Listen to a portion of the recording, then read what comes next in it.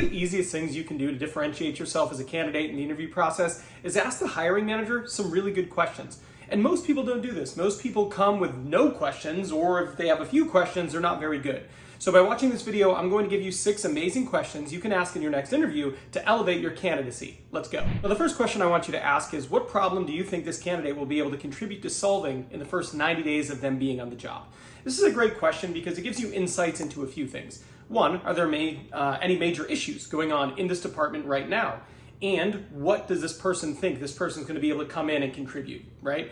Is there a big issue? Are you going to be able to come in and help? And does that happen to be something you are particularly skilled at, right? Imagine you ask that question and the hiring manager goes, well, this is the problem.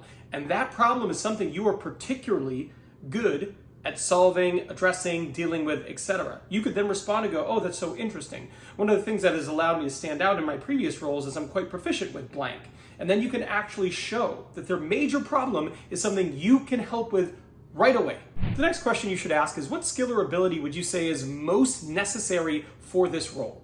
Now, if this is abundantly clear and obvious, don't ask it. But if it's a role that's a bit more nuanced and there are a lot of different things, asking this question really allows you to focus in on what is most important to the hiring manager, right? What is the skill or ability or characteristic they are not willing to compromise on? Because that is what they're going to answer with. Whatever they say here is going to be very important. You want to have that ability, you want to have that skill, and it allows you to share with them your ability in this very specific respect during the rest of the interview. By the way, if you're finding value in this video, do me a favor and hit that like button. It's free, it tells YouTube I don't suck, and it motivates me to make more videos. Feel free to leave a comment too, and hit that subscribe button. That way you never miss one of my 3 free weekly videos, all designed to help you nail your next interview and land your dream job. This next question is, how does your company support development and growth?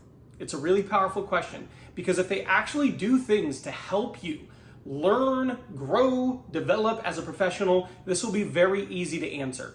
But if they don't do that, it's almost impossible for the hiring manager on the spot to convincingly share with you things they do, because they don't do those things. If they do, it's going to be super easy, and it's going to be really interesting to hear the different things they're going to do, and that should be appealing to you if you want to grow and develop with this company.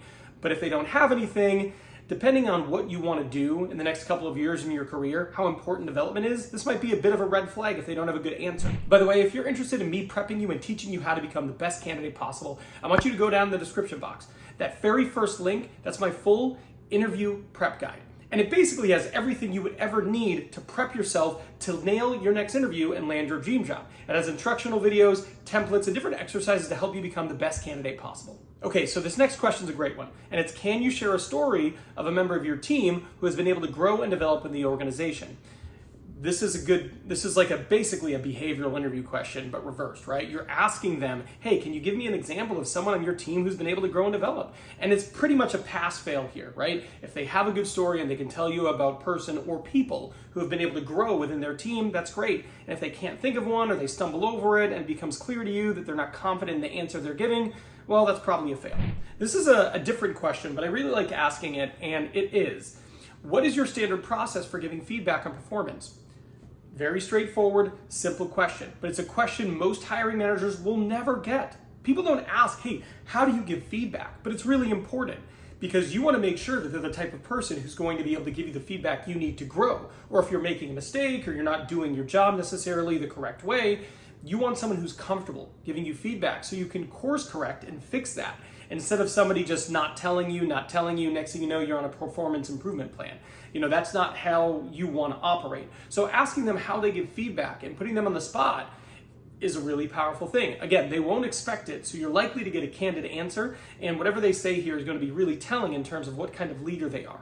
This next question is kind of a spin on a classic, and it's, what metrics do you consider to be the most important the first 90 days of a person working here? And it's basically, what do you need to accomplish in the first 90 days? That's like the standard question. But asking what metrics would you consider to be most important when it comes to performance of the first 90 days on the job is really specific. It's like hyper specific. What are the things you're going to be measuring me on to tell you, am I going to work out or not, right? That's essentially what this question is, and it's really powerful because, again, hyper specific, they don't get this question a lot, and then the confidence in which they share their answer will let you know, like, do they actually know what to look for, right? Do they have a plan? Do they have a strategy? Are there things they closely watch when someone starts? Or is it kind of just like a free-for-all? You never really want to work in the free-for-all. You want to work in the place where they actually have standard things that they're measuring, because clarity really allows you to understand the situation you're in and perform. Do you know what a knockout question is? A knockout question is something that happens in the application process, and it determines, do you get an interview or do you not get an interview? When I first started recruiting, I didn't know what it was. So most people don't. That's why I made this video here. This video here explains exactly what a knockout question is, so you can know exactly what they are and you can modify your approach to succeed. So I'm done here, but I'll see you over there.